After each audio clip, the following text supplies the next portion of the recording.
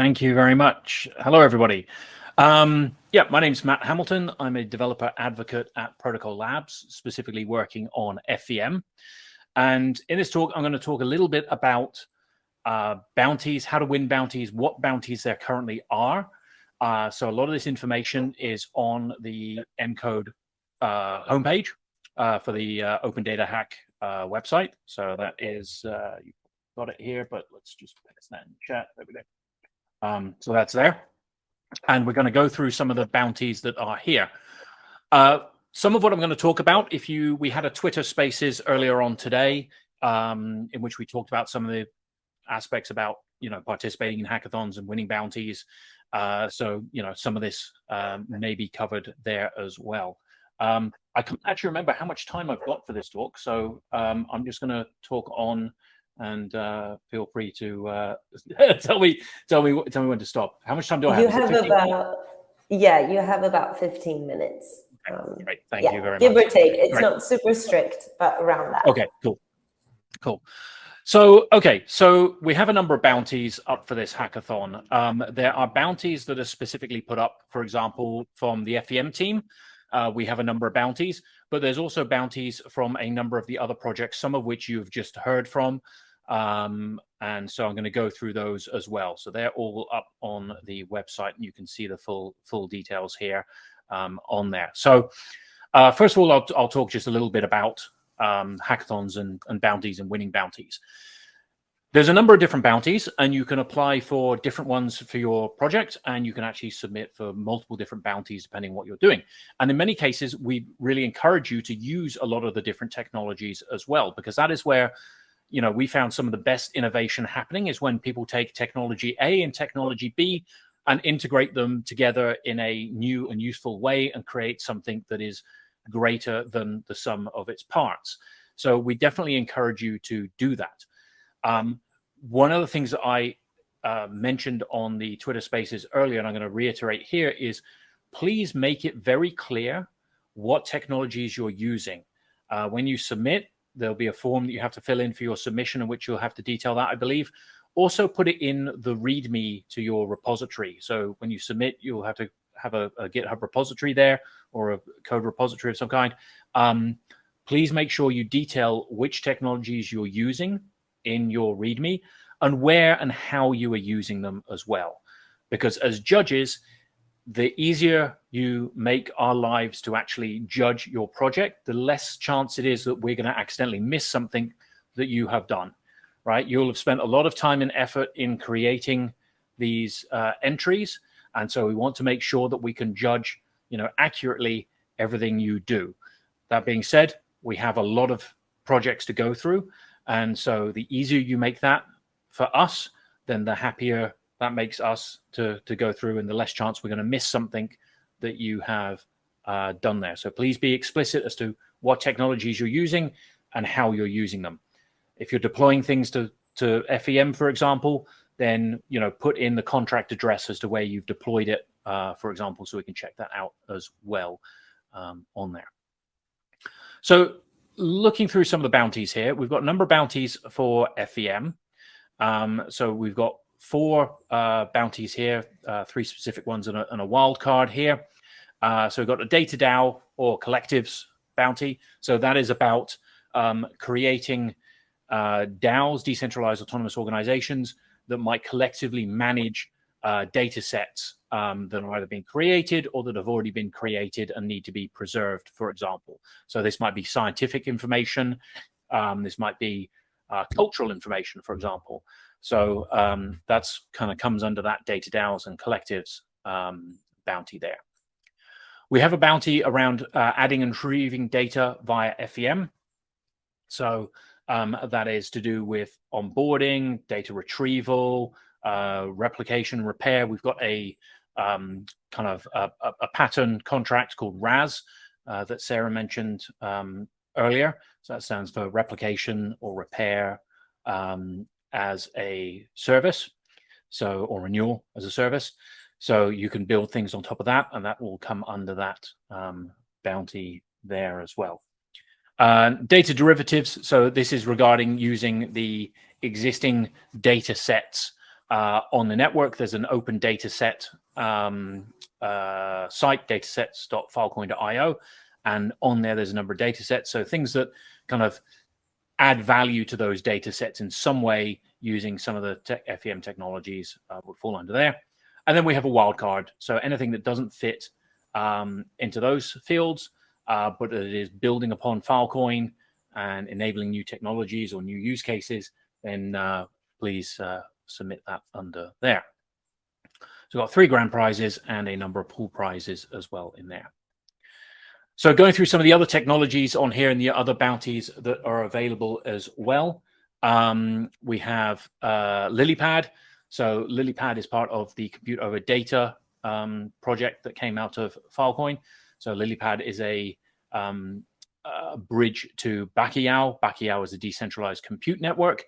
And so there are bounties there with regards to apps that take advantage of LilyPad and the Backyaw's decentralized compute network. So they've got a number of prizes there and link to their technology, so you can go look that up as well. Saturn. So you just heard a little bit on the previous panel discussion about Saturn. Saturn is a decentralized content distribution network and allows retrieval of data from IPFS and Filecoin via that. So any project that is built around leveraging that CDN, then there is a bounty there for that as well. Consensus Labs. So this covers things like IPC. Again, Mikhail did a talk, was on the panel earlier talking about IPC and has a talk, I believe, later on today, I think it is, or tomorrow, on IPC. So anything that is leveraging IPC subnets. So this is a brand new thing that is coming out. As he mentioned, it's kind of in alpha at the moment, but you can actually build upon some of the bits there, and they've got developer resources there you can go to and find out more about that. NFT storage.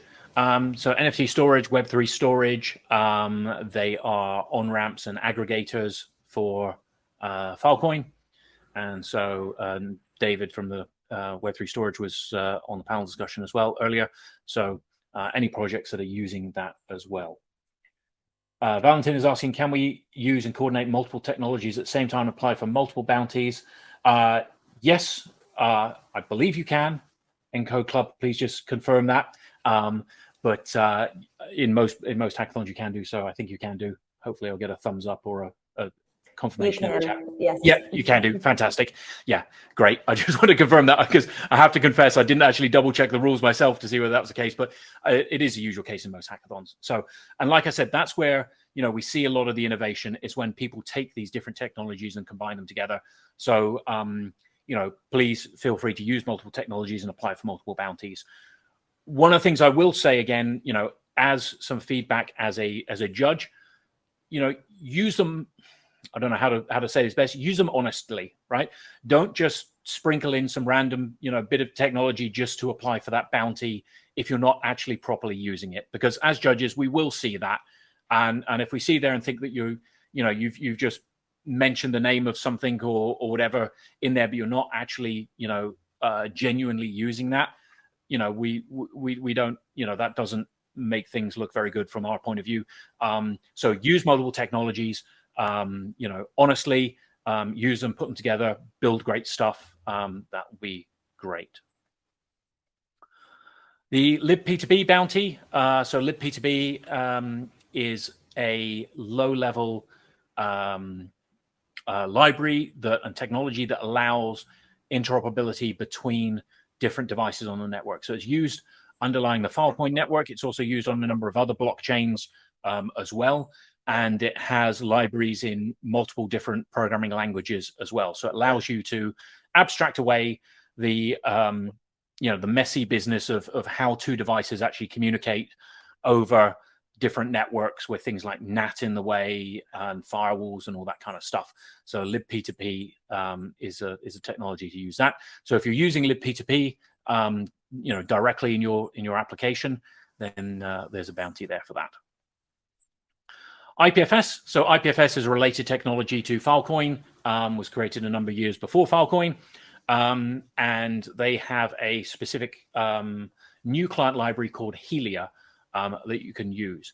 So they're encouraging people to use Helia. They will look at other use cases of IPFS as well, but they definitely like you to be using Helia specifically for this as well. So if you're doing anything with IPFS and using Helia, there is a bounty there for you. They've got $1,000 up for a grand prize for that. Then some of the other sort of non-PL partners as well. So Chainlink have a bounty as well for using CCIP, which is Chainlink's interoperability protocol as well. So they've got some bounties there for projects building upon that and building on other Chainlink services as well. Dataverse OS, so they've got some bounties on there as well. So they've got this kind of operating system for dApps that gives you a lot of the abstracts away. I think a lot of the things that you normally expect an operating system to handle for you. So things like file system access control, etc. There's a prize for that. Tableland is a SQL database based on SQLite on Filecoin. So they've got some prizes up there as well. So if you are doing things with, you need a SQL-like or SQL database decentralized on top of Filecoin, then you can use that as well. And, they're also looking for people that are using it with compute over data. So, if you combine something like Tableland with something like Bacchiao or Lilypad, that'd be a fantastic use case from their point of view as well. Lighthouse is another aggregator for FEM as well. And they've got a talk coming up. Actually, a lot of these bounties will have talks coming up as well about their technology and be able to go into more detail on what they do. Lighthouse is a aggregator that gives you an SDK to store data on Filecoin very easily. And they also have things like access control, encryption, etc. on there. They've got some specific bounties around that. And then last but not least, Mona. So Mona is a sort of a 3D environment on there online as well that allows you to create kind of like three-dimensional experiences and immersive experiences, things like that. So they have a bounty there for people that are building things on there using Mona spaces and using their scripting language as well for that. So I think that's a rundown of the sponsors there, of the bounties that have been put up by the sponsors and FEM and Protocol Labs in general. So like I said, it'd be great to see what you build. You could submit for multiple bounties. Please make sure you detail in the README what you are submitting, what technologies you're using, how you're using them. Make the judges' lives as easy as you can do so that they don't miss any of the hard work that you are doing in your submission. So I think that's probably it to cover. Thank you, Matt. That was really, really helpful and a very good overview of all the bounties and some great tips as well. So I'm sure everyone appreciated that a lot. Now we will actually hear from Mona, who will go a bit more into detail about what they do and the bounty that they have for this hack. So hi, Justin. Awesome. Hi, everyone. Oh, hi, Niki. I love seeing the chat here, too. My name is Justin. I'm the founder CEO of Mona. I'm going to share my screen really briefly just to walk through quick high-level details around the platform and what we're offering for the bounty. Oh, actually, I'm going to reshare. Sorry about that. No worries.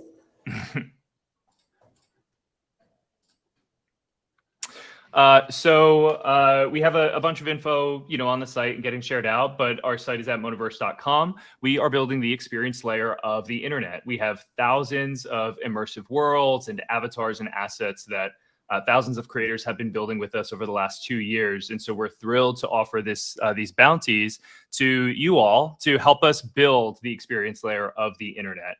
So for our bounties, we are offering 4 $500 bounties for the best interactive components built with the Mona SDK.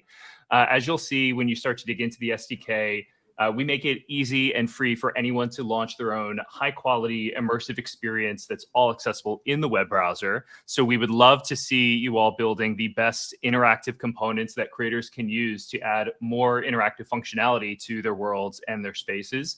And we're also offering 2 bounties for $1,500 each for the best website or web app that uses many of the thousands of Mona spaces and avatars in a new or interesting way.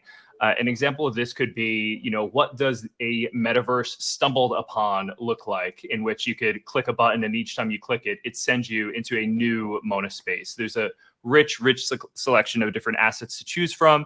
And there's really an infinite number of ways that you can build interactivity that is composable and that we can offer for our community members to use.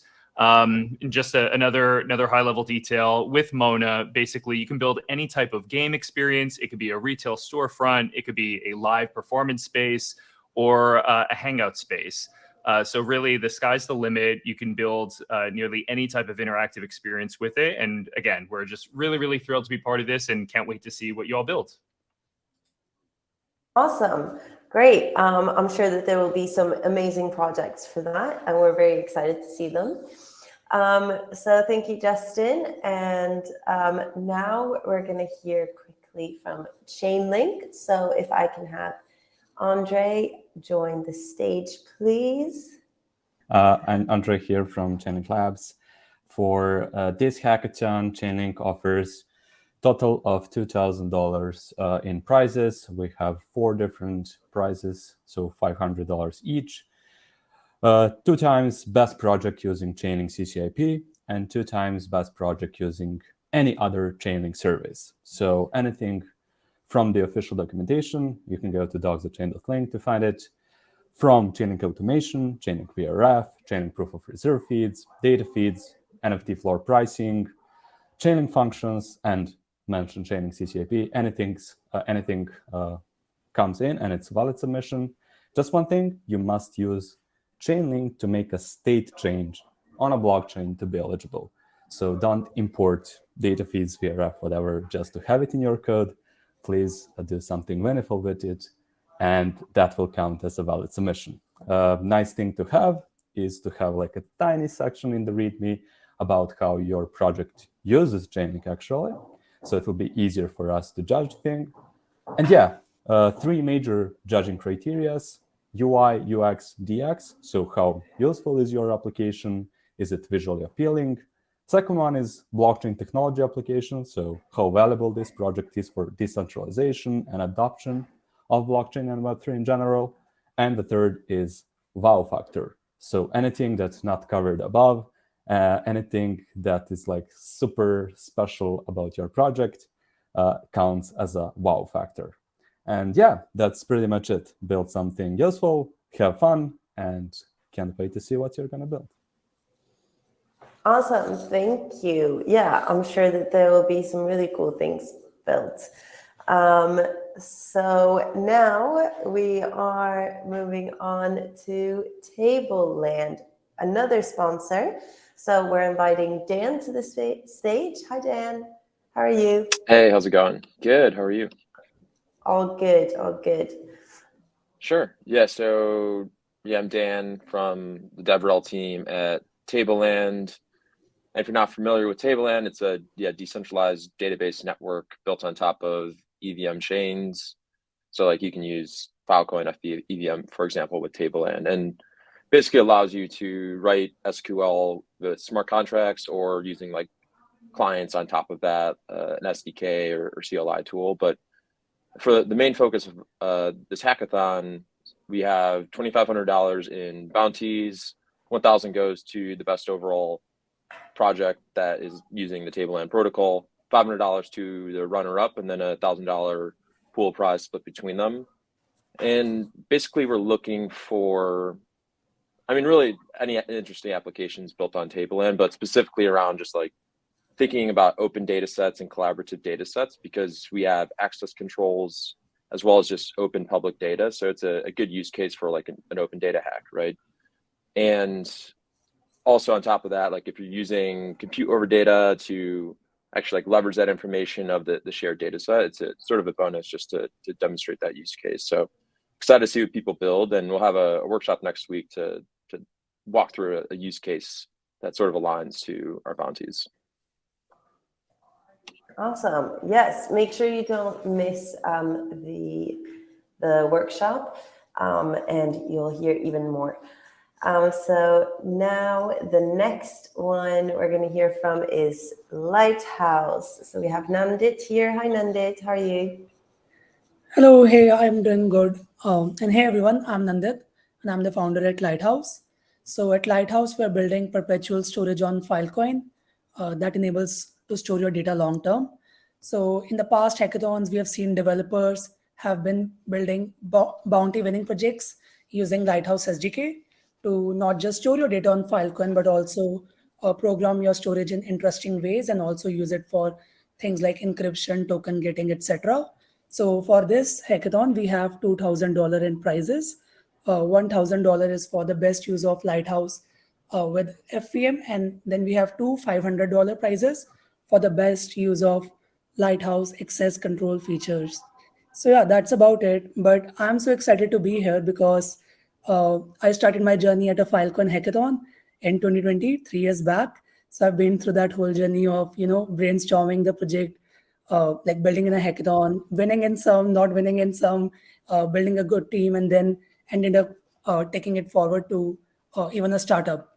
So yeah, excited to talk to you not just about Lighthouse, but also about what you are building, and also if you need any help around how do you take your project forward in the Filecoin stack. Thank you. Thank you. Awesome. That was really good. And I'm sure there will be some really cool projects for you guys here as well to see. The next speaker is going to be Yash from Dataverse OS. So if he can join the stage, that would be amazing. I think he's on his way. So there you are. Hi, how are you? Hi, Clara. Hello, everyone. So my name is Yash Jagtap. I am a developer relations engineer at Dataverse OS. So at Dataverse OS, what we are building is a next generational personal computer that is being owned by the wallet. So we have a lot of interesting bounties for this particular open data hack. So we have the best use case of Dataverse OS to build data applications over the App Store, then making use of the essential functions that we have some built using our SDK, right? Sign in with Dataverse, web native file system, access control, and we are giving like 4 prizes of $500 each. And if you like, I'll be taking a workshop deep diving into how easy it is like to building on top of Dataverse and taking ownership in your own control. Just to give a one-liner about Dataverse, as I mentioned that it is a next gen personal computer owned by the wallet. So there's a limit, there's sky's the limit for building projects on top of this. So I'm looking forward to seeing you guys building on top of it.